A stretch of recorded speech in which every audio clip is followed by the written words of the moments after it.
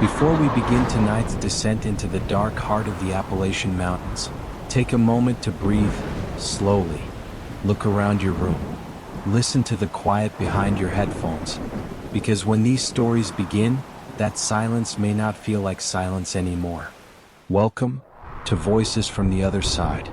A place where the forest speaks, the past never sleeps, and the mountains, those endless Appalachian ridges, hide more than old coal mines, forgotten trails, and abandoned cabins. They hide the things that watch, and wait, and whisper. If you're new here, settle in. If you're returning, you already know the rule: never listen alone. And if you haven't yet, hit the like button, subscribe, and share this with someone who thinks they're brave. Not because the algorithm needs it, but because you might need someone who knows where you were if you don't come back from the story. Now, let me pull back the fog for you. Story 1. Channel 0. The future on the radio. I'm not the kind of person who usually believes in premonitions, curses, or haunted frequencies. But the night I heard my own death announced on a radio station that shouldn't exist, that was the night the Appalachians taught me something. Some signals don't come from the mountains. They come through them. My name is Erica, and this is what happened at the cabin. It began after I'd finished 4 brutal overnight shifts at a gas station outside Maple Creek. My nerves buzzed from fluorescent lights and cheap coffee, so when my friend Nate offered a weekend at his uncle's cabin deep in the Appalachians, I agreed without thinking. The drive was long, the roads narrowing into twisty shoulders that barely qualified as pavement. Every turn felt like entering a darker chapter of the forest. Taller pines, thicker shadows, fewer signs of anything human. When we finally reached the clearing, the cabin looked like it was clinging to the earth rather than standing on it. One sagging porch. One chimney leaning like it wanted to fall. No service. Barely any sunlight. But inside, near an old kerosene lamp and a stack of dusty hunting magazines, we found something out of place. An antique shortwave radio. Black metal. 2 cracked dials. A long frayed antenna snaking up the wall. It looked like it belonged in a Cold War bunker, not a hunting cabin. Nate laughed when I pointed at it. Uncle Eddie swears that thing picks up stations nobody else can hear, he said. Probably military junk. We didn't touch it. Not yet. That night we drank cheap beer, watched a terrible Kung Fu VHS, and fell asleep on mismatched furniture. I woke at 2:17 a.m. Not to a sound, but to the absence of one. The generator had died. The silence pressed in from all sides, thick and unnatural. Even the forest outside felt like it was holding its breath. That's when I heard it. Click, click, click. Not the generator. Not the pipes. The radio. Its dial slowly turning on its own. A burst of static ripped through the room. Then a woman's voice, calm, steady, emotionless. Channel 0. Incident report. Maple Creek Highway, 2-car collision. 1 fatality. Time, 5:42 a.m. A victim. Male, approximately 32. I shot upright on the couch. What the hell? The radio wasn't plugged in. The generator wasn't running. Yet the voice continued, reading off accidents, missing hikers, even a porch fire in a town 2 counties away. Nate stumbled out of the bedroom, half asleep. He froze when he heard the voice. "Did you turn that on?" he asked. I shook my head. We listened in silence as the broadcast ended with the same phrase. End transmission. Future events subject to change. Then the radio clicked off. Nate whispered, "Old radios can pick up weird frequencies. Airplanes, police bands." But I wasn't convinced. Especially not at dawn, when Nate checked the generator and I climbed the ridge to find signal. My phone loaded a local news site. At the very top. Breaking. Fatal crash outside Maple Creek at 5:44 a.m. And the details matched. Exactly.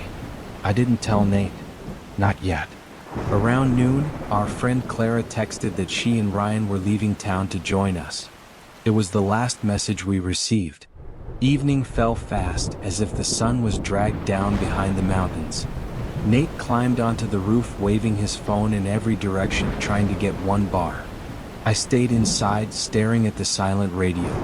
Its dial pointed to a frequency that didn't have numbers, only a single marking scratched into the metal.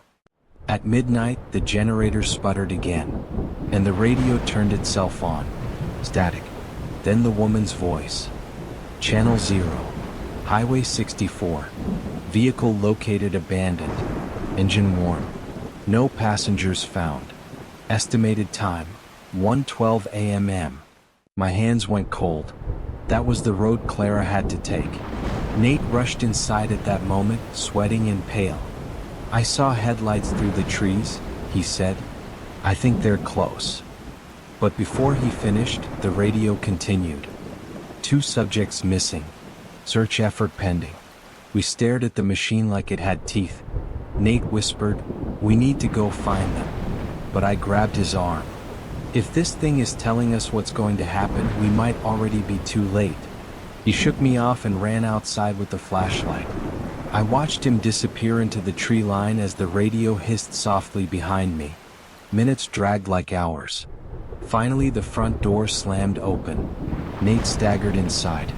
"They're not here," he gasped. But I found their car. Doors open. Lights off. No one around. He sank onto a chair, shaking. That voice. Do you think it warned us? I didn't answer, because something else was happening. The dial on the radio slowly turned again. Not to channel 0, but to a dead frequency filled with a faint, distant sound. Cry. A child's crying. Soft, rhythmic, echoing like it traveled through miles of dark tunnels. Then a second voice, a whisper so quiet I almost thought it was my imagination. "Don't be here when she wakes."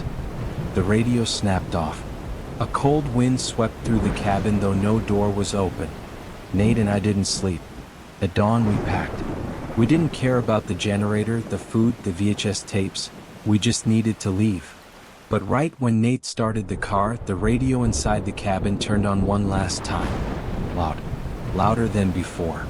So loud the windows shook. We stood frozen as the woman's voice echoed through the clearing. Channel 0. Final incident report. Static swallowed her for a moment, then. Subjects Erica Lyons and Nathan Pierce. Status, pending. My blood turned to ice. The voice slowed, dragging out each word. Time of event, undetermined. Cause, interference with the timeline. Nate whispered, "Start the car." Start it now. But I couldn't. Something in me needed to hear the end. The radio crackled again. Transmission incomplete.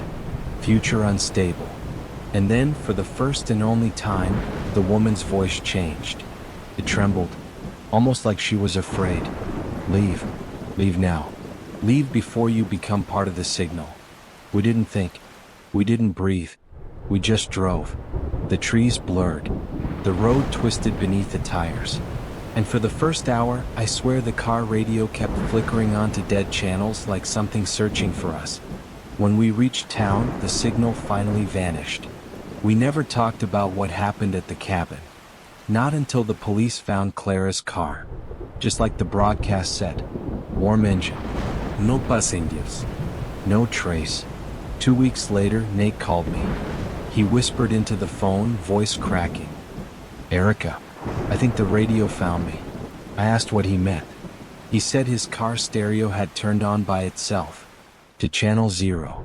The last thing he heard before hanging up was, "Incident report, Nate Pierce." I tried calling back. No answer. He hasn't been seen since. And last night, as I lay awake in the quiet of my apartment, my phone, turned off on the nightstand, lit up on its own. The lock screen flickered. A line of text appeared. A message I hadn't typed. A message no one could have sent. Just 2 words. Pending transmission. Story 2. The lodger beneath the floorboards. My name is June, and I used to think the worst thing about living in the city was the noise. Sirens at 3 a.m. Upstairs, neighbors who stomped like they were training circus elephants, scooters buzzing past my window like mechanical mosquitoes. But the truth? Silence is worse. Silence is where the wrong things move. That's a lesson I learned far too late, during the cabin trip that nearly ended me. I'd been running on fumes after months of burnout. So when Jonas, a quiet coworker who never looked anyone directly in the eyes, slipped me a folded note in the break room, I didn't question it. On the paper was a name, a phone number, and a Venmo handle. No address. No photos. Just a scribbled message. Rent the cabin. Say you're sent by me. It felt shady, but exhaustion makes you bold. I sent the deposit, packed a bag, and left Knoxville for the Appalachians. The road swallowed my GPS after the first hour. I followed Jonas's bizarre directions.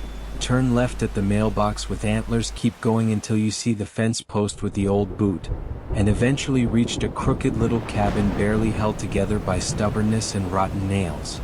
The place had one room, a bed pushed against a wall, a kitchenette smaller than my dorm in college, and a wood-burning stove that looked like it had eaten more ash than it ever produced warmth.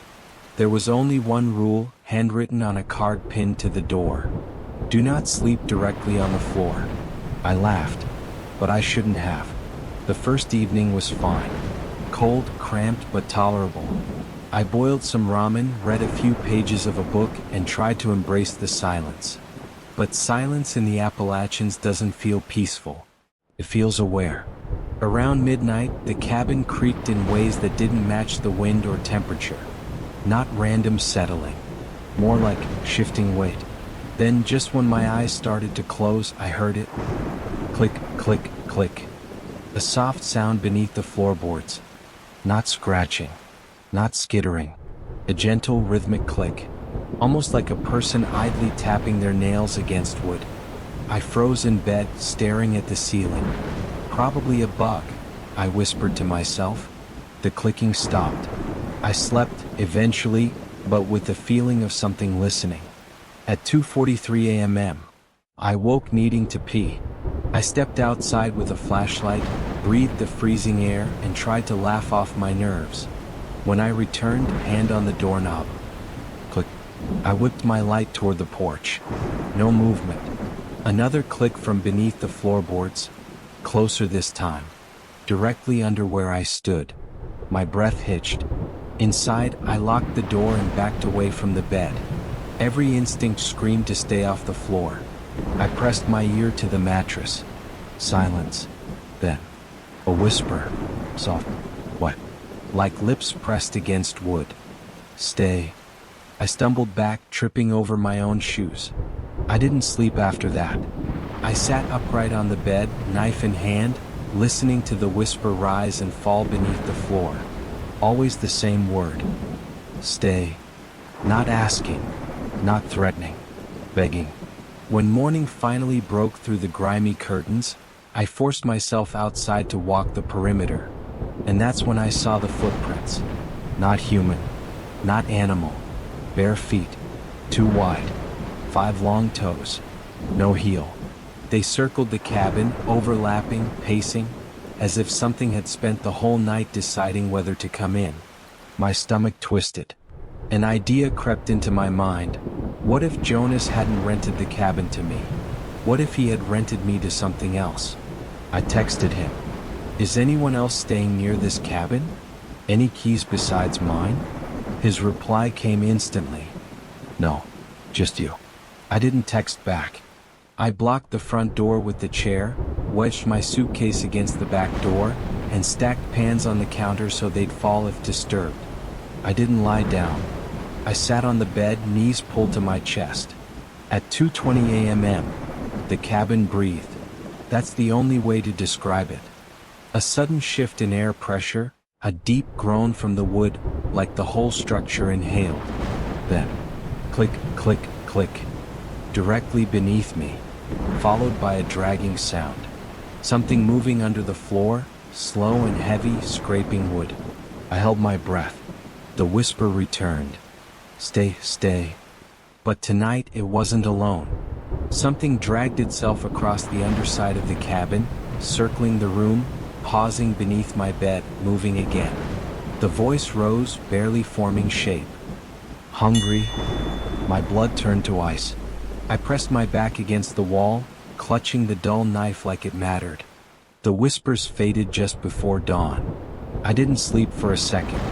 When daylight finally dripped through the curtains, I felt heavy, exhausted, shaking. In the bathroom, I saw something that made me collapse onto the toilet lid. Handprints. On my chest. 4 of them. Large. Smudged with dark mud or ash. As if something had pressed down on me while I slept. Except I hadn't slept. I scrubbed the prints until my skin burned, but the outline stayed faintly visible. Something had touched me. Something from under the floor. That was it. I needed to leave. I threw my belongings into my trunk so quickly I barely registered what I packed. When I slammed the trunk shut, something caught my eye. Inside the lid, on the metal, were 4 thick black smears. The width of 4 fingers. The same number of handprints on my chest. My vision blurred with panic. I jumped into the driver's seat and sped down the dirt road, fishtailing on icy patches, branches scraping my windows like claws trying to pull me back. When I reached pavement and my phone finally blinked with a single bar of signal, I did something stupid. I texted Jonas again. There's something under that cabin. Did you know? No reply. Not that day. Not ever again. He stopped coming to work the following week. No one knew where he went. It's been months since the cabin. I no longer sleep on the floor. Ever. I hear creaking beneath my apartment sometimes. A clicking sound in the walls. Something brushing the underside of my bed frame. Last night as I sat up at 3 a.m., knife in hand waiting for dawn, my phone lit up. A notification. From a number I didn't recognize. Only one word. Stay. I don't know what Jonas rented me out to. I don't know what lives under that cabin. I don't know why it wants a companion, or why it keeps looking for me. But I do know this. When something under your floor starts whispering, you don't answer it. You run. And you hope it doesn't learn how to follow. Story 3. Raven Hollow. The house that reads you. Some cabins feel empty when you walk into them. Raven Hollow didn't. It felt like stepping into someone's open eye. My name is Emily, and if you've been following the last 2 stories, you already know that strange things happen in these mountains. But Raven Hollow was different. It didn't want to scare us. It wanted to know us. It started when my brother Liam called me one humid July morning. Let's disappear for a bit, he said. Just you, me, Clara, Marcus, and Evan. A reset week. No phones. No stress.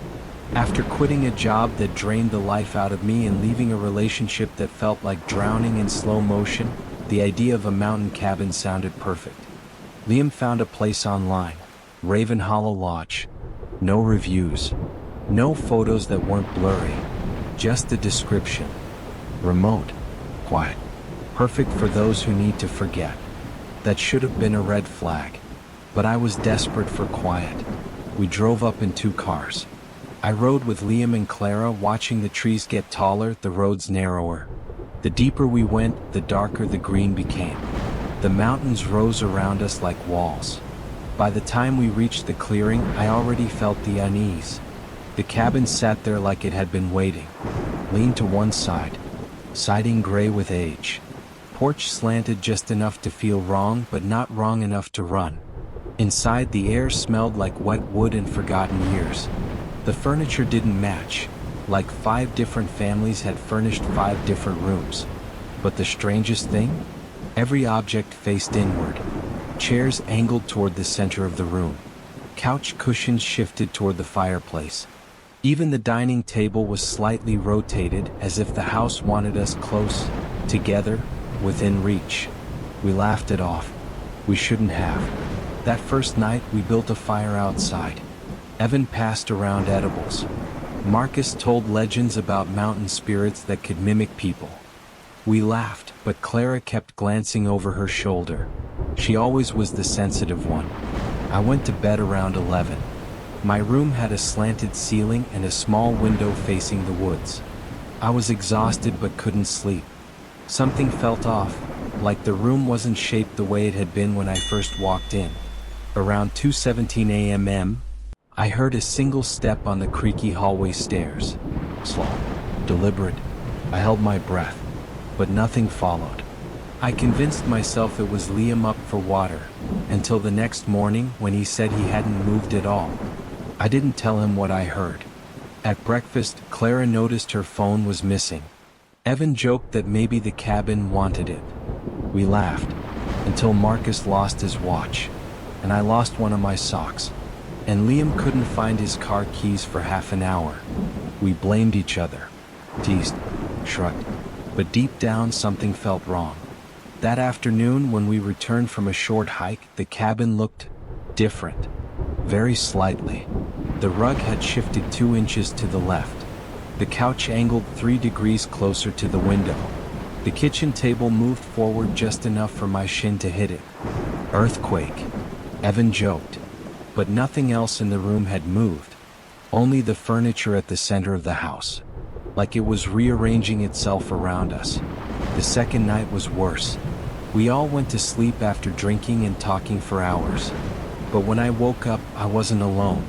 On the nightstand beside my bed, where I had left nothing, was a wrinkled sheet of paper. A letter. My ex's handwriting. An apology I had burned months earlier. Except this wasn't ashes. This was whole. Perfect. As if the cabin had gone digging through my past and reassembled it. When I sprinted to the others, I found they had their own objects. Marcus had his childhood inhaler, the one he lost at age 8. Evan had a crumpled postcard from his estranged father. Clara had a hospital bracelet from a miscarriage she'd never told anyone about. We stood in a circle, trembling. Liam looked around the room and whispered, "This house isn't haunted." He was reading us, and somehow, that was worse. We decided to take a break outside, to breathe, to get away from the claustrophobic feeling of the walls pressing inward. That's when we realized Evan was gone. His boots were missing. His jacket sat neatly folded on his bed, his backpack untouched. We yelled his name across the clearing. Searched the woods. Nothing. When we returned, the cabin had shifted again. A chair missing. A bed frame moved closer to the center. And on the living room wall, something new. A set of 5 hooks. Except now there were only 4. One hook was empty. Just a clean rectangle of wallpaper where dust hadn't settled yet. Liam whispered, "It's keeping track of us." That night we barricaded the doors. Around 2 a.m., Clara shook me awake. "Emily, look." Outside the window, a figure stood in the clearing. Not moving, not breathing, just standing. Its shape looked human. Its clothes looked like Evan's. But the head was wrong. Tilted too far, neck too long. Like someone guessed how a person should look but got the details slightly off. It raised a hand. Wave, slow, jerky. Like it had practiced the motion and still hadn't mastered it. Clara started crying. Liam pulled us away from the window. Another hook appeared on the wall. Now there were 3 empty hooks. At dawn we ran for the car. We didn't pack, didn't talk. We just ran. The forest around the cabin looked different in daylight. Taller, closer, like it had grown overnight. We drove and drove. But after 15 minutes, the road ended. Just trees. We turned around and ended up right back at Raven Hollow. The cabin seemed straighter now, stronger, like it had been fed. One more hook was clean. Only 2 remained dusty. Liam whispered, "It's mapping us." We didn't stay to find out why. Somehow, through panic, luck, or something letting us go, we eventually burst onto a main road. We didn't breathe until we reached the nearest town. But the next morning, in the parking lot of the diner, we saw it. A small wooden coat hook nailed into the back of our car's bumper. Clean. And used. Waiting. Clara screamed. Liam tore it off and threw it into the woods. But that night, when we checked into a motel, I noticed something chilling. The room had 5 wall hooks. One was missing. Just a clean rectangle of wallpaper. Waiting. That's when I knew. Raven Hollow didn't stay in the mountains. It came with us. It wants to finish reading us. And when it does, I don't think we'll be allowed to leave the last page. Story 4. The Blueprint Beneath the Skin. If you've been with this series from the beginning, you already know the truth. A cabin in the Appalachian Mountains is never just a cabin. Some hide ghosts. Some hide memories. Some hide things that whisper under the floorboards. But Raven Hollow and the Channel Zero cabin, those places didn't build themselves. Someone or something designed them. And that's where my story begins. My name is Bella, and I accepted a job I should have run from. I was desperate that summer. Bills piling up, fridge empty, rent overdue. I'd been hopping between short-term construction jobs, anything that paid enough to keep the lights on. So when my friend Nathan said his uncle Raymond needed help fixing up a cabin, I didn't think twice.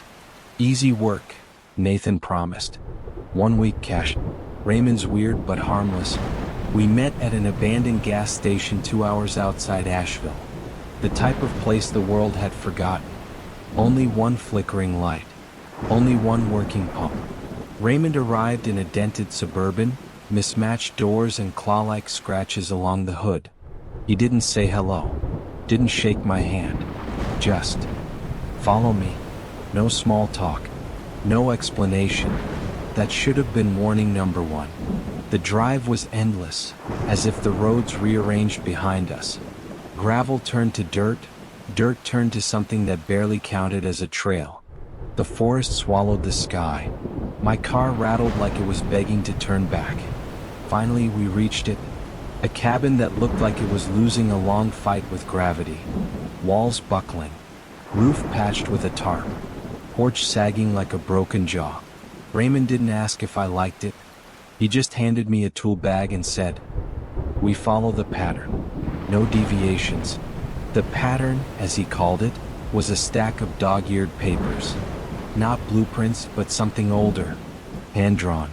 Measurements written in symbols I didn't recognize. Angles that made no sense. Lines that bent the wrong way. It felt like looking at instructions for a building that wasn't made for humans. He pointed at a beam. "Start here. Cut it at 42 degrees. I held up my protractor. "Raymond, this isn't a real angle. That's not how geometry." His stare cut through me. 42 degrees. No deviations. So I did it. The wood splintered like it hated being reshaped. We worked in silence. His dogs, massive black creatures, watched from the porch. They never barked, never moved, just stared. I slept inside that night in the smallest room. No window, bare bulb. Mattress thin enough to feel every spring.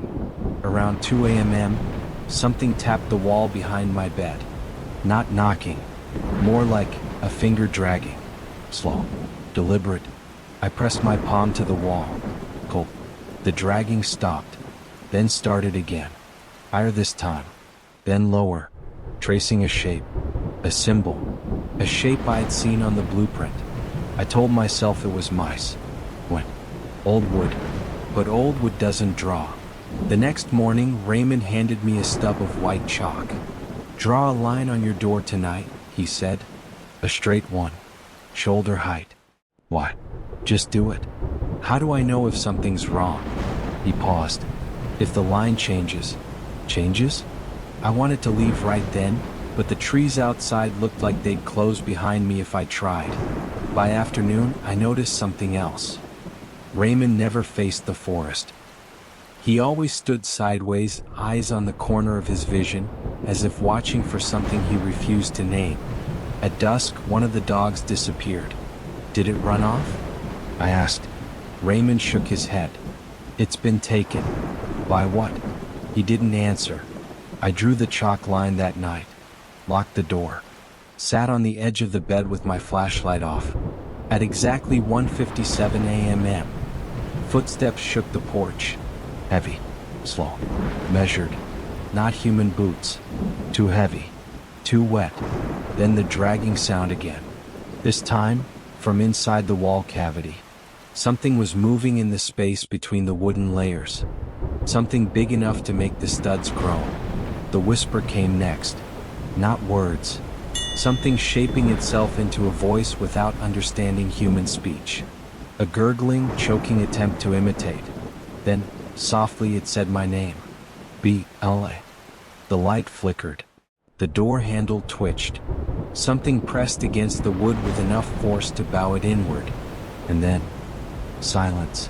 Dawn came slowly. When I checked the chalk line, my stomach dropped. It had changed. Not erased. Not smudged.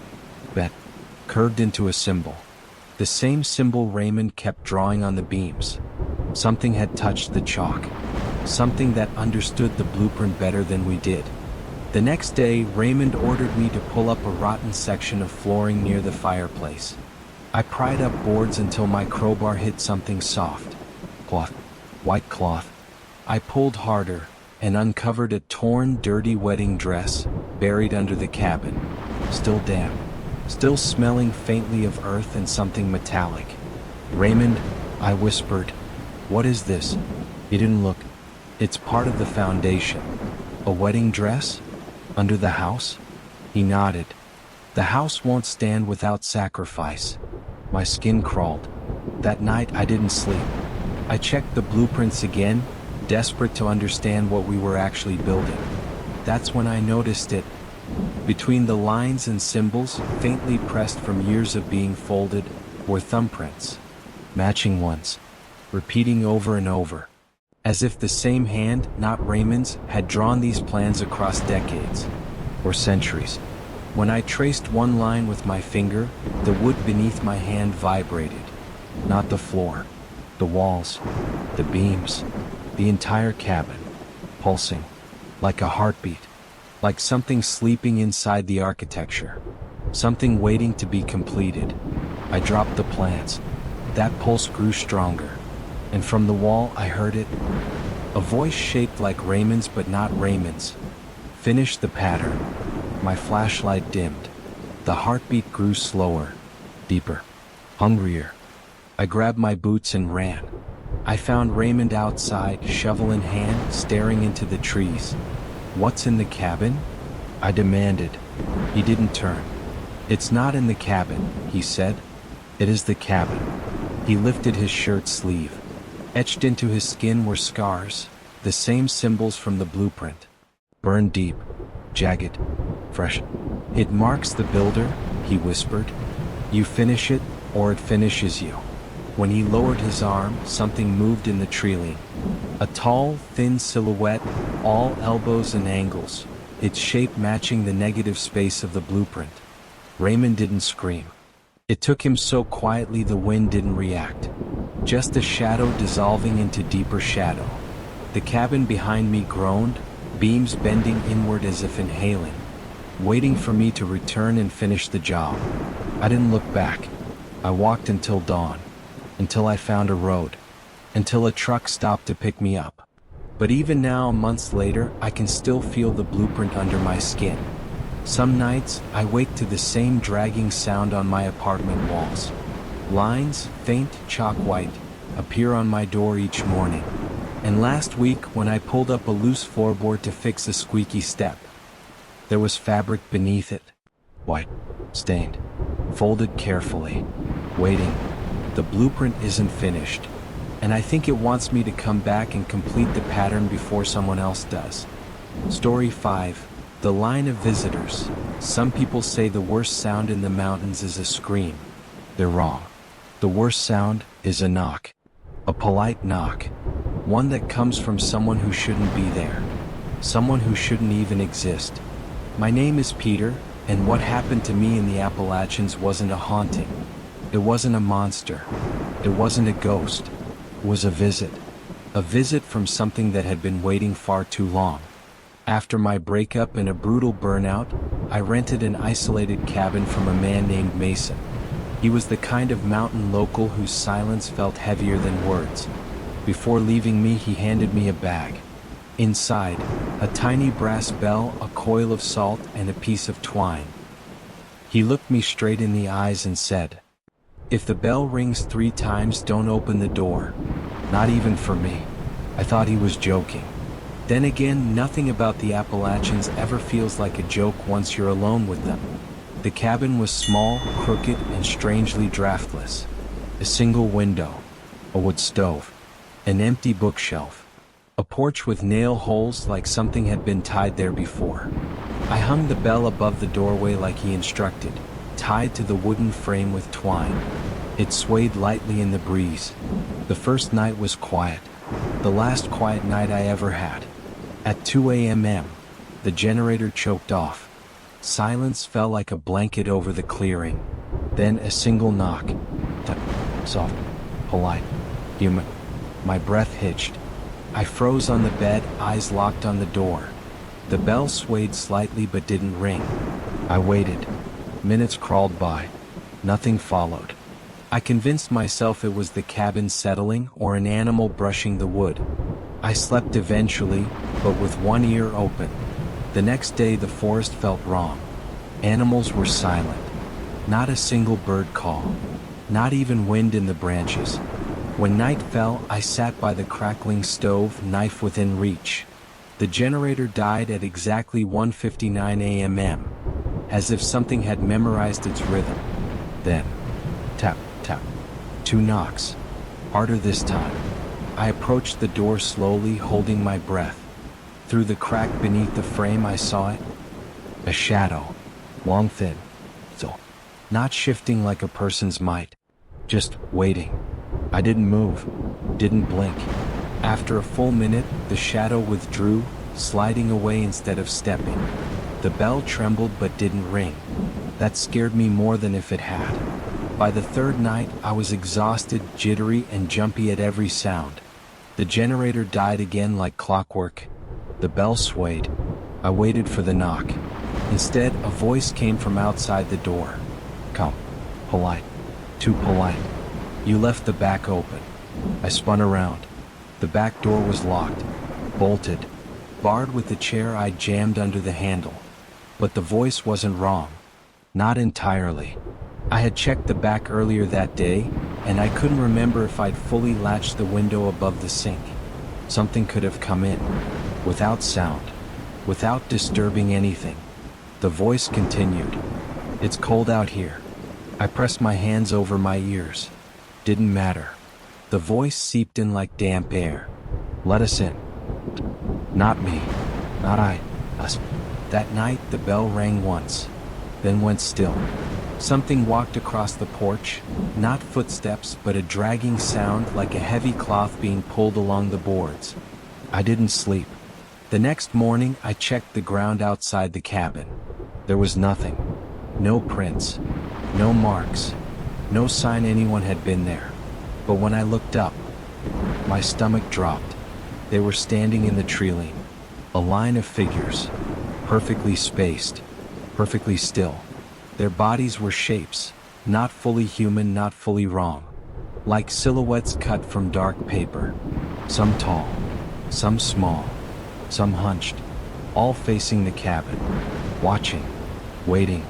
The moment the sun hit their feet, they turned, not walking, but pivoting on some invisible axis, sliding back into the forest. As if daylight had pressed a pause button. I locked every door and window. When the generator died that night, I was already at the door, heart hammering. The bell trembled. Then, ding. I froze. Ding. Tears burned my eyes. Ding. 3 rings. Exactly as Mason warned. Then the knock. Tap, tap, tap. Slow. Patient. Followed by another. And another. The door shook with each gentle knock, like dozens of hands tapping politely in perfect rhythm. Then the voice returned. Not one voice but many. Layered. Stacked. Speaking in perfect harmony. "Peter, let us in." My name. From mouths that never learned how to shape it. The bell shrieked as if yanked hard, clanging violently. The twine snapped. The bell fell to the floor and rolled in a perfect circle, faster and faster, until it pointed directly at me. The door handle began to turn. Slow. Deliberate. I screamed, ran to the back of the cabin, and the knocking stopped, just like that. Dead silence. But only for a moment, because from the window above the sink, one I had triple locked, came a faint tapping. Small, childlike, tap tap tap, followed by, "We're waiting." At dawn, exhaustion forced me to collapse beside the stove. I woke to the sound of a truck. Mason, finally. He stormed inside without knocking, grabbing the broken bell from the floor. "Did it ring 3 times?" he demanded. I nodded. His face paled. "You should have left the moment it rang once." "What are they?" I whispered. Mason didn't answer. Instead, he stepped onto the porch and looked toward the trees. "They come every winter," he said, "looking for heat, for houses with people inside. They ask politely. They always ask politely. What do they do if someone lets them in?" He stared at the ground. "They don't leave." Mason ordered me into his truck and drove me off the mountain without a word. But as we reached the main road, his truck radio, which had been dead for years, turned on with a burst of static. A voice whispered, "Peter, we weren't finished." Mason slammed the radio with his fist. It died. We didn't speak the rest of the drive. When I reached home, I tried to forget it all. I burned the clothes I wore, moved apartments, stopped going on trips. But a week later at 2 a.m., a soft knock came at my apartment door. Tap. Then, tap, tap. My heart dropped. I looked through the peephole. Nothing there. But on the floor, a small brass bell sat neatly on its side, tied with new twine, waiting to be hung, waiting to ring, waiting to begin again. Story 6. The tally marks. If you've spent enough time in the Appalachian Mountains, you start to notice a pattern, a rhythm, a pulse beneath the soil. Counting. Some places count animals. Some places count seasons. But there's one cabin up near Gray Ridge, deep enough that even the locals pretend not to remember it, that counts something else. It counts people. My name doesn't matter. But the person who dragged me into this nightmare, my cousin Carter, that name you should remember. Because Carter didn't just bring me to Raven Hollow's Ridge. He brought me to the cabin that keeps score. It was supposed to be a reset weekend. Carter's words, not mine. "We'll go up to the mountains," he'd said. "Just us. Beer. Fishing. No screens. No stress." After quitting a miserable job and barely scraping through a breakup, I agreed. Silence sounded good. Maybe too good. The drive into the Appalachians started like any other. Trees, winding roads, Carter singing off-key to crackling radio. But 2 hours in, the signs of life disappeared. No houses, no cars, no trail markers. Just trees leaning inward, like they wanted to smother the sky. By the time we reached the cabin, I felt watched already. It sat crooked on a slope, old wood warped from decades of storms. One porch rail missing, one shutter hanging loose. The front door slightly open, like something had stepped inside and never bothered to close it. Carter clapped his hands. "Home sweet home." He walked inside. I hesitated. I should have trusted that hesitation. Inside smelled like mildew, dust, and old paper. The kitchen counters were stained.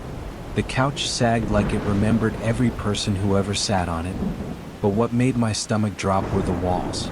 On the doorframe leading to the bedrooms were dozens, no hundreds, of small vertical scratches.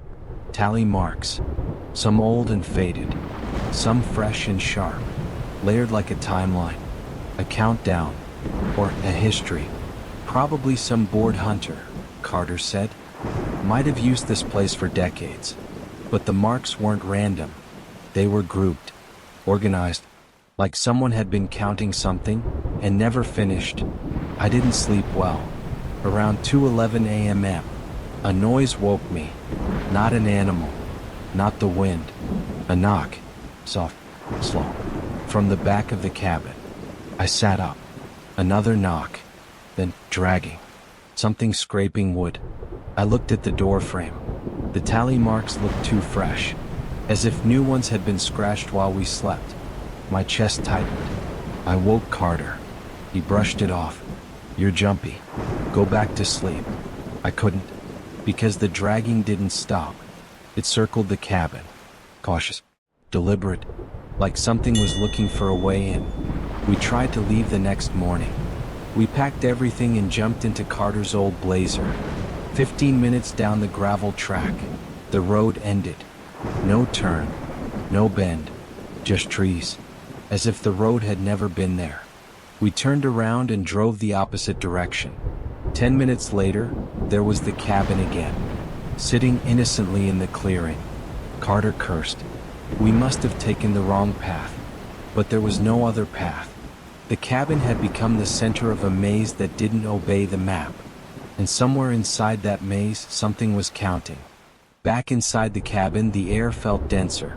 Wrong. I checked the door frame again. The tally marks had changed. The newest group had 5 vertical lines and 1 cross through, the typical group of 5. But I swear on my life, the night before that group had 6 lines. Now it had 5. As if someone erased one. Or as if one unit was gone. A thought struck me so hard I nearly vomited.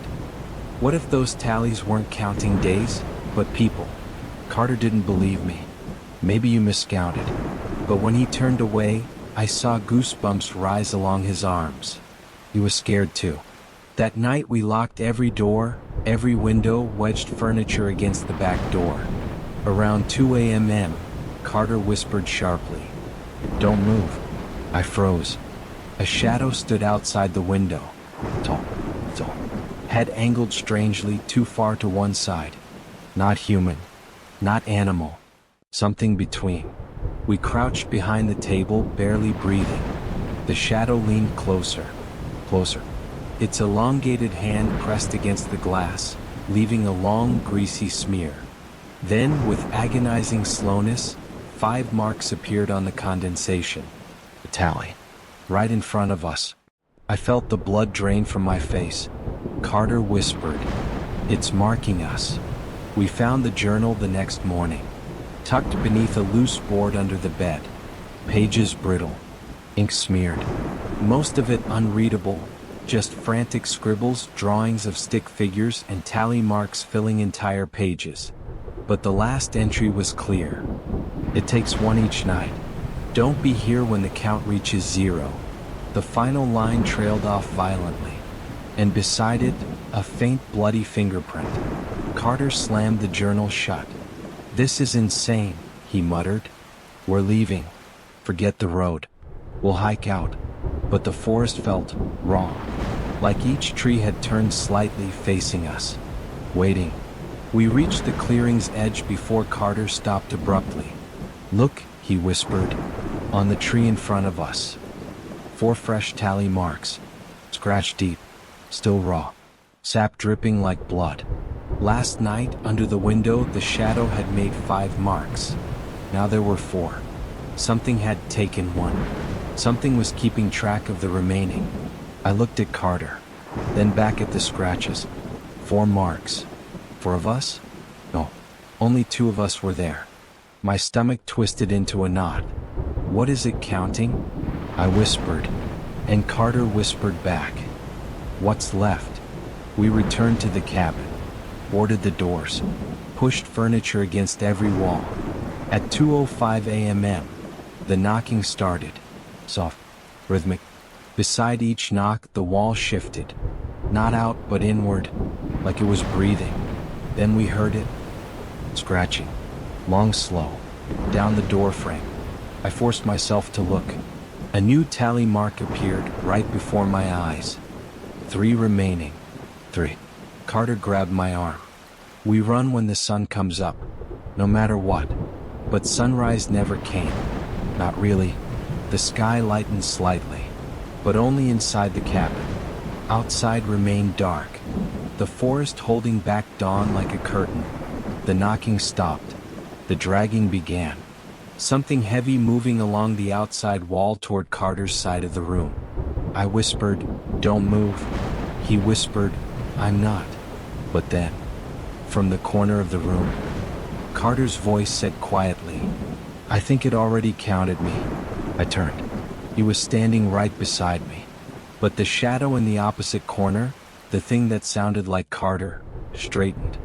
Too tall. Too thin. The tally marks on the wall burned hot white. Only 2 marks left. That was the moment I ran. I don't remember getting out. Just branches tearing at my clothes, the forest bending around me, the cabin shrinking behind the trees like it had never existed. A trucker found me miles down the service road, covered in scratches, half delirious, barefoot. No sign of Carter. No sign of the cabin. But on the inside of the truck door where I leaned my head to rest, were tally marks. 2 of them. Still fresh. Still dripping. Still waiting. I think when the count reaches 0, whoever's still alive from that cabin won't be. And every night since, when I close my eyes, I see the shadow in the corner and hear Carter's voice whisper. It's still counting. Story 7. The cabin that moves through time. Most cabins sit on land. This one didn't. It sat on time. My name is Finn, and I took a job that seemed harmless. A simple weekend checkup on an old hunting cabin owned by a friend of a cousin. $200, 2 nights, no paperwork. Just make sure the roof was intact and the generator wasn't dead. A quick getaway. Easy money. But when I found the cabin, half rotten and sinking into a clearing swallowed by the Appalachians, I realized something strange before I even stepped inside. Every path that led there felt older than the last one, like I was walking backward through years. The road to the cabin didn't make sense. Trees didn't just look old, they looked younger the deeper I walked. Smaller, thinner, as if I was descending into an earlier version of the forest. By the time I reached the clearing, the sun felt different, dimmer, more yellow, like an old photograph. The cabin itself looked ancient. Logs gray and splintering, porch leaning, windows fogged with grime. But the strangest thing? The padlock on the door was brand new, shiny, like it had been installed yesterday. I stepped inside. Dust everywhere. Bare walls. One cot. A table. A generator manual dated 1984. And on the far wall, a huge map pinned crookedly, covered in red X's and hand-scrawled dates. Dates from different decades. Some that hadn't happened yet. The newest date read, 2029, arrival. We were still in 2024. My skin prickled.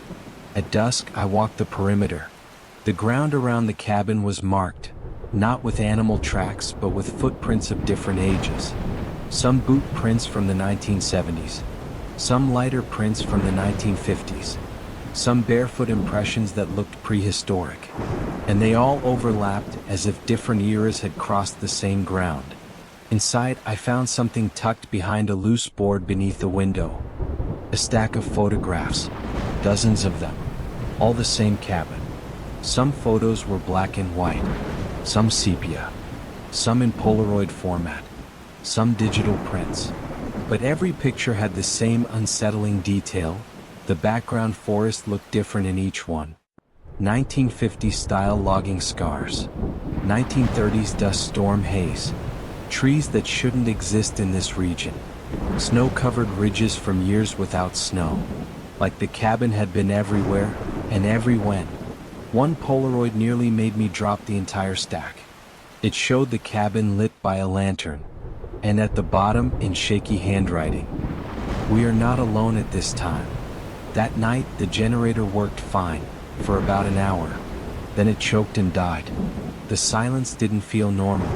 It felt heavy, thick, like time itself had stopped moving. I lay on the cot, flashlight off, trying to breathe quietly.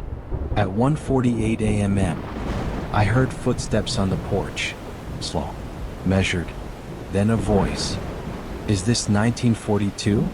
The voice was clear. Mel. Older. I froze.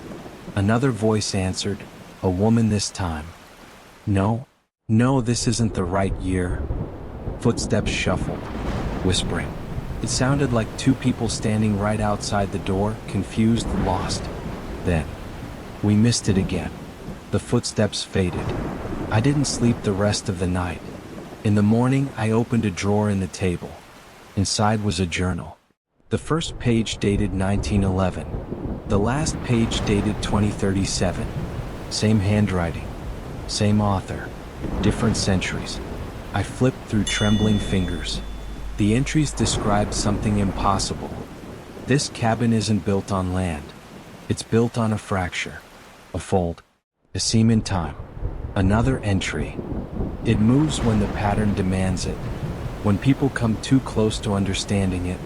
And then, I met myself today. I think he was older. I hope he gets out. The last entry wasn't written in ink, but scorched into the page like burned letters. If you are reading this, you do not have long. The page was warm. That afternoon the forest felt wrong. Birds flew backward. Leaves fell upward. A breeze brushed past me carrying the smell of 1970s gasoline. I walked 20 feet into the trees and found myself standing in snow, despite it being July. Footprints, FRE. Boots from 1930-something. A child's sneaker print from around 2016. Bare feet from who knows when.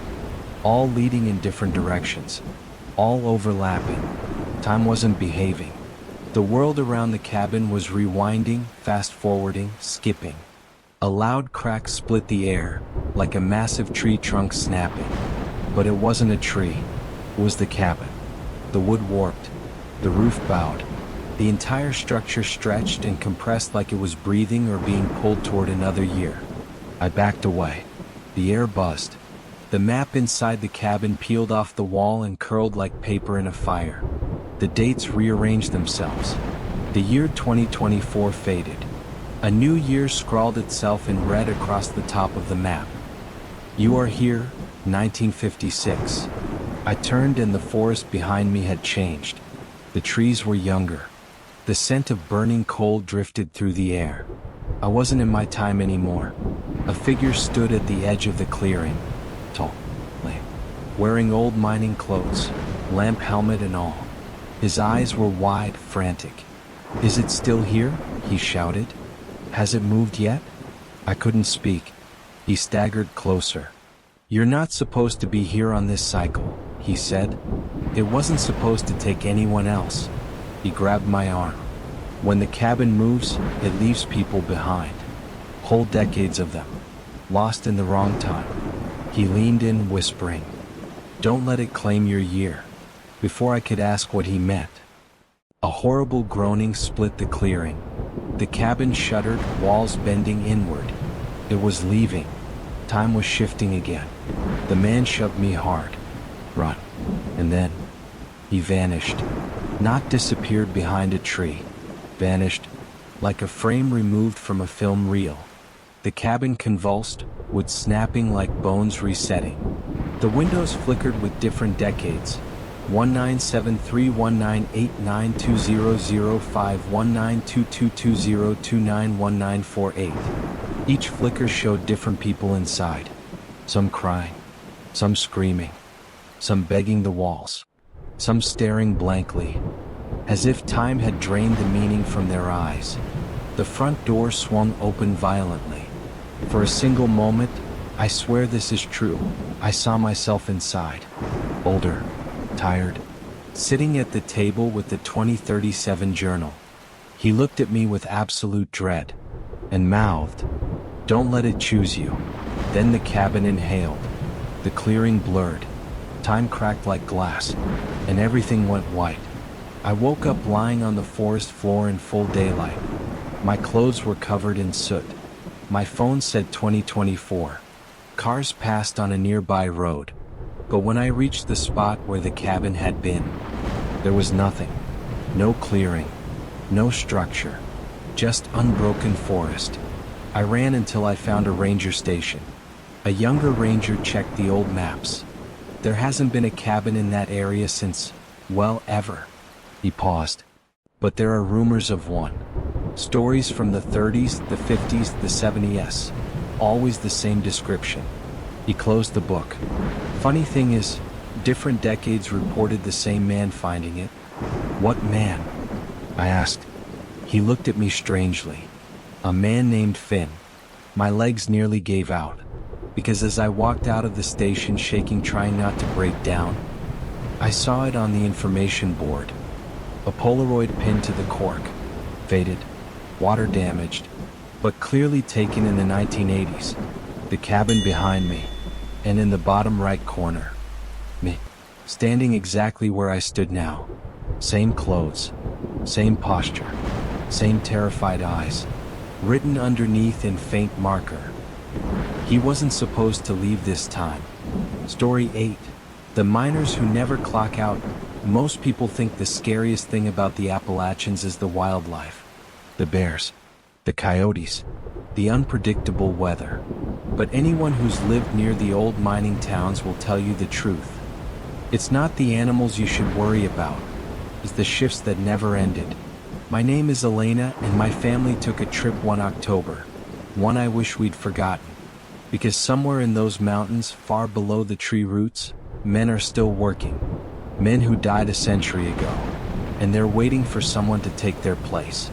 My parents said we needed a break from the chaos of the city. Fresh air will do us good, my mom insisted. So we packed into our old SUV, drove through winding mountain roads, and eventually arrived at a small, weathered cabin near an abandoned coal mine. The air tasted like coal dust and pine sap. Max, my little brother, fidgeted with his toy train, oblivious to the weight of the place. I felt it instantly. Like the mountains didn't just tower over us. They leaned closer, watching, listening. As we unpacked, I wandered toward the edge of the old mine. Trees creaked. Wind rasped through dead leaves. Then, a whisper. My name, soft, urgent, coming from the black mouth of the mine. Elena. I spun around. No one.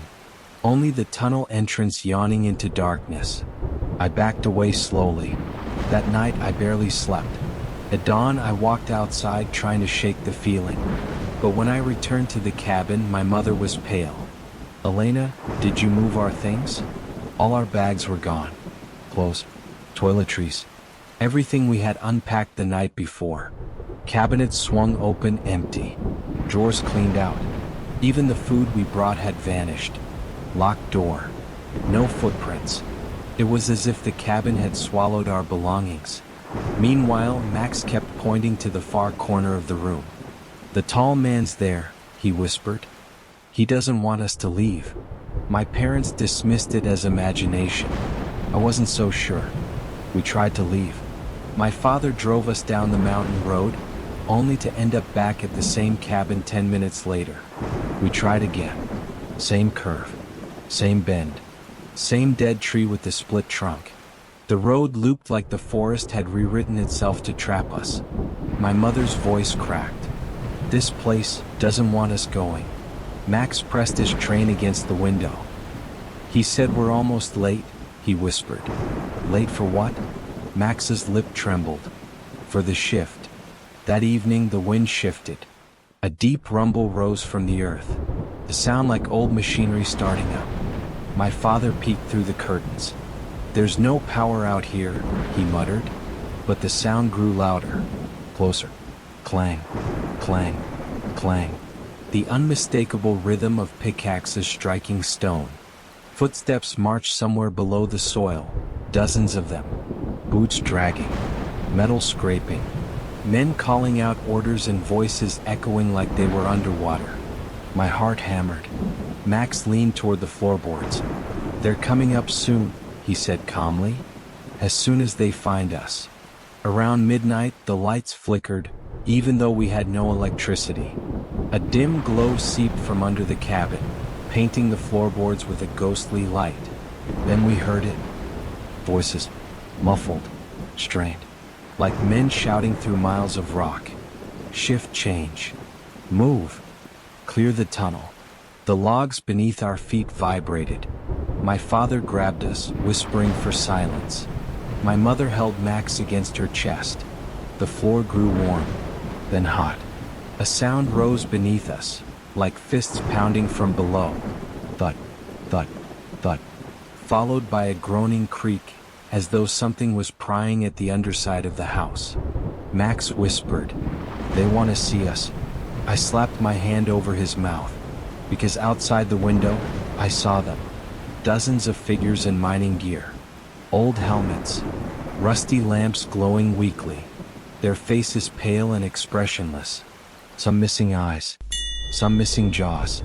Some faces just blurred. They walked past the cabin silently. Boots sinking an inch into the soil with every step. Not leaving prints. Gliding. Searching. One miner stopped. Turned slowly toward the cabin. His lamp flickered, and all the others froze. As one, their heads snapped toward the window. Their lamps dimmed, then flared bright, as if they'd all seen a ghost. Or prey. My father hissed, "Get down." We dropped to the floor. The miners pressed their faces against the glass, forehead scraping, breath fogging the window. A crack appeared, not from their weight, from the heat of their lamps. The glass sizzled. One voice drifted through the wall, hoarse and broken. "You're late." The ground shook so violently my teeth clacked. A loud, horrible crack tore through the air. The cabin's foundation split. Boards snapped like twigs. The floor began to sink. My father grabbed my hand. My mother grabbed Max. We scrambled toward the door. But the doorway twisted, bent inward.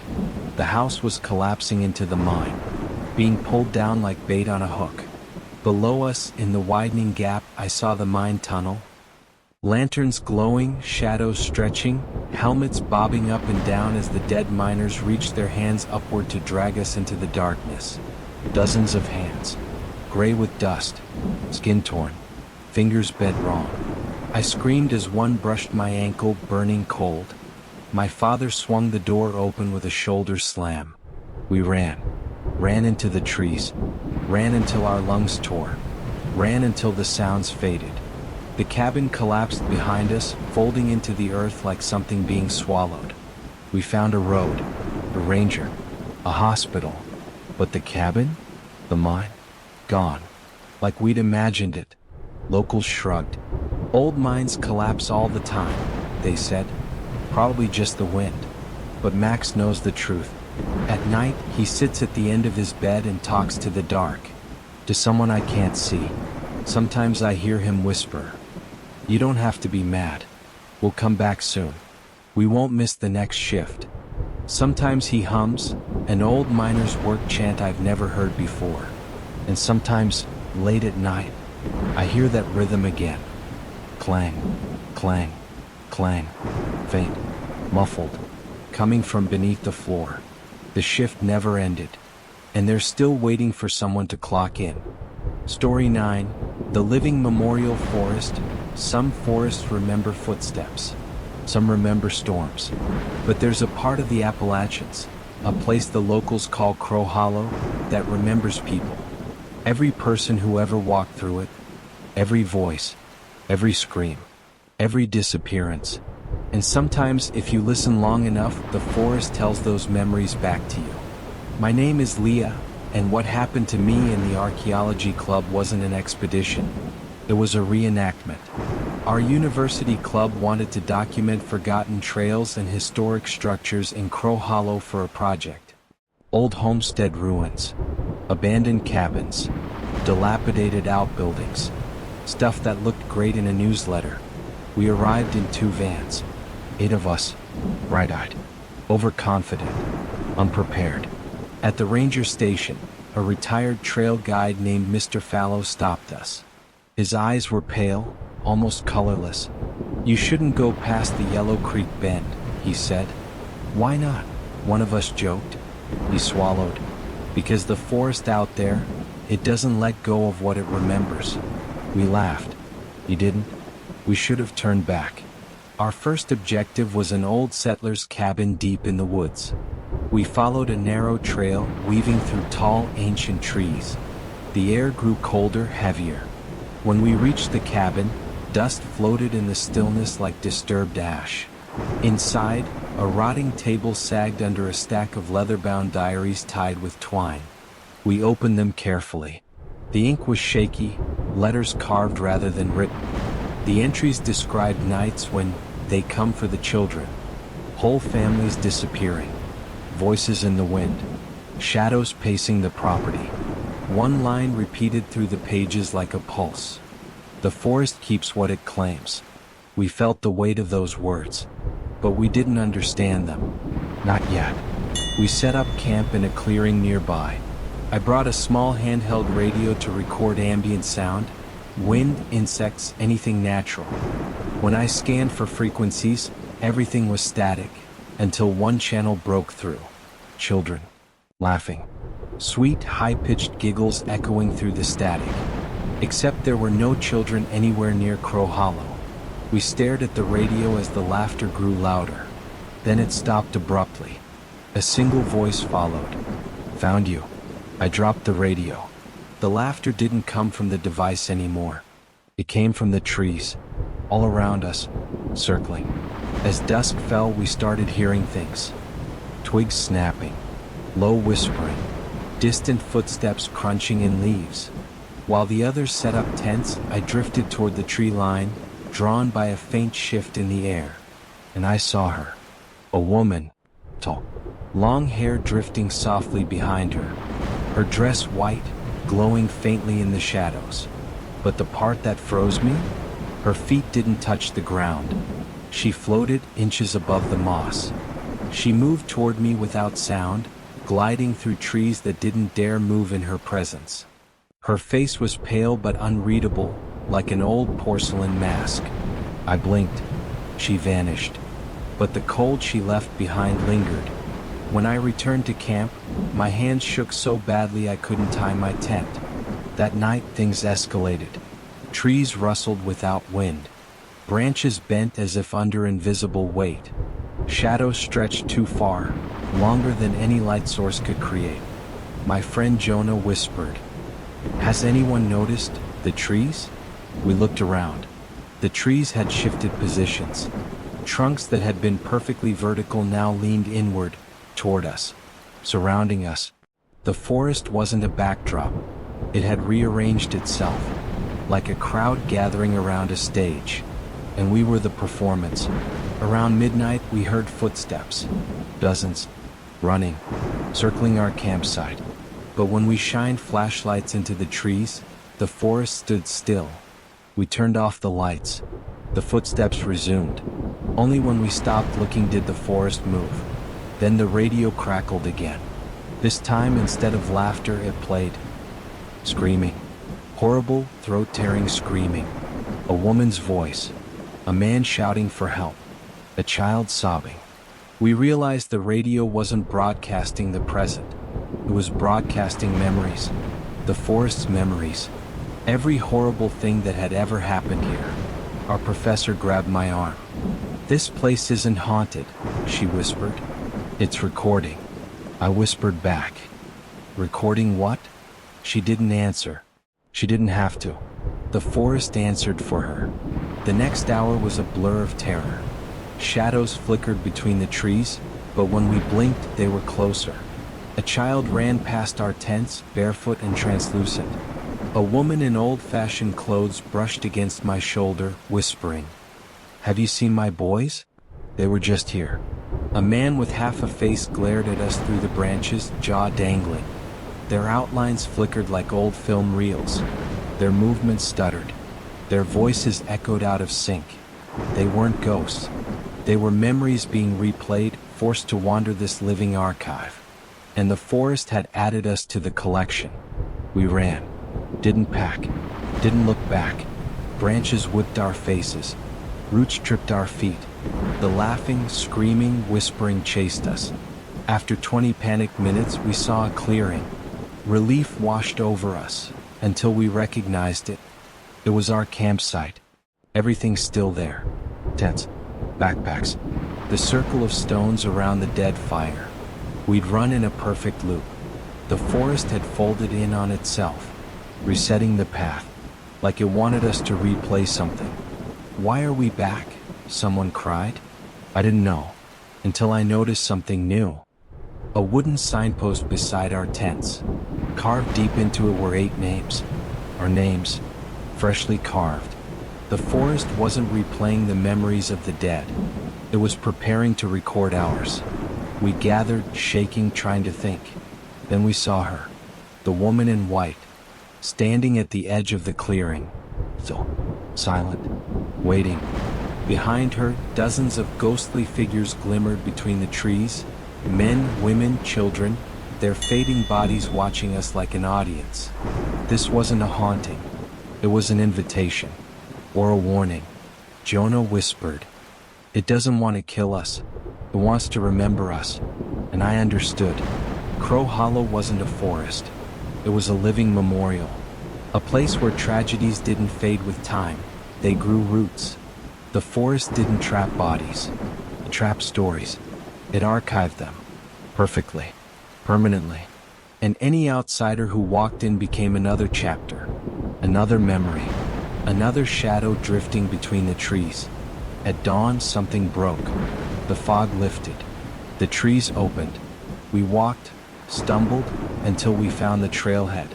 None of us spoke during the drive back. But afterward, things changed. At home, I hear children laughing behind my house, even when there are none. In the reflection of windows, I see the woman in white drifting behind me. At night, when the wind rustles the leaves, the sound turns into whispering, my name repeated softly. Worst of all, the forest left me something. On my bedside table this morning sat my handheld radio, the one I dropped in the woods. It was on. Static. Then, recording resumed. I'm afraid the forest didn't release us. It just let us leave so it could finish the story later. Because Crow Hollow never loses its memories. And now, we're one of them. Story 10. The Ranger's Last Watch. Some people think the Appalachian Mountains are dangerous because of the cliffs, the fog, or the wildlife. But those of us who work up here, the rangers, trail monitors, fire watchers, we know the real danger. The mountains don't just swallow hikers. They swallow time, voices, memories, and sometimes the people trying hardest to protect them. My name is Harlan, and this was my last watch in the Appalachians. Because something up here knew my name before I ever said it. It started the night I responded to a stranded motorist on the Blue Ridge Parkway. Fog smothered the road so thick my headlights just made it glow white. Visibility, nearly zero. And then she appeared. A woman in a white dress standing dead center in the lane. Barefoot. Hair floating like it was underwater. I slammed the brakes so hard my seat belt bruised my chest. But when my Jeep screeched to a stop, she was gone. The fog held her shape for half a second, like a memory dissolving. I radioed dispatch. Possible pedestrian in the fog, female, early 30s. Checking area. Static answered me. Only static. That was the first sign my watch had already begun. 2 days later, a hunter reported bones in a clearing off Crow Ridge. I hiked out there expecting an animal carcass. Instead, tied to a dead oak with frayed rope, was a human skeleton. Clothing still pristine. Boots polished. Jacket without even a tear. But the bones beneath were decades old. Impossible. At the base of the tree was an old mining lunch pail. Inside it, scratched into rusted metal. Don't answer the bell. I radioed it in. Static. Just static. The woods felt tight around me, listening. When I turned to leave, the woman in white stood at the tree line. No footsteps. No approach. She was simply there. Watching. I blinked, she vanished. That night I camped on Panther Creek to finish a survey. Around 2 a.m., I heard footsteps circling my tent. Small, light, rhythmic, children. But when I shined my flashlight outside, there were no footprints in the soft mud. None. Just the sound of giggling drifting between trees. The radio beside me clicked on by itself. Static. Then the giggle repeated through the speaker, as if the forest itself was broadcasting. I whispered into the dark. Who's out there? A tiny voice whispered back. Lost. My next assignment was to check an abandoned church up near Devil's Arch. Just a worn-down stone skeleton of a building, roof collapsed, pews rotted to splinters. The only intact piece was the bell tower. The bell was blackened with age, cracked down the center, clapper rusted stiff. Shouldn't ring. Couldn't ring. But when I approached, it told. A long, low iron moan that rattled my ribs. The mountains echoed back the note, but the echo didn't match the sound. It was deeper, older, almost a voice. My radio crackled again. Through the static came a whispered phrase. Last watch. A chill ran up my spine. I hadn't said that phrase to anyone, not even myself. By the fourth night, I stopped pretending these were separate incidents. Something was tying them together. The woman, the skeleton dressed in new clothes, the children with no prints, the bell, the voices and static. They were memories, fragments of past tragedies, but twisted, replaying like broken film reels. And they were converging on me. I hiked to an old fire lookout, the highest vantage point I could reach. Something was after me. I wanted distance. At dusk, fog rolled in fast. Too fast.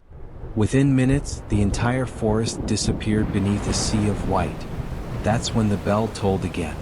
But this time, it wasn't coming from the church. It came from all directions at once. Above, below, behind, inside my radio. The lookout tower vibrated. Bolts rattled. Floorboards groaned. Something climbed the ladder. I pulled my flashlight and aimed it downward. Nothing on the steps, but the metal kept creaking as if invisible weight ascended. Step by step by step, closer. When the creaking stopped, I wasn't alone. Not visibly. But the air changed, dense, electric cold. My breath fogged instantly. Then the radio at my hip, dead for hours, clicked on. Voices flooded through. The woman in white whispering, the children giggling, the miner chanting, hundreds more. Crying, pleading, calling for help, calling for me. And beneath them all, a single unified voice emerged. Stay. Witness. Remember. The lookout tower trembled violently. Fog swirled into the shape of a figure. A tall silhouette with two long arms and a head tilted unnaturally to the side.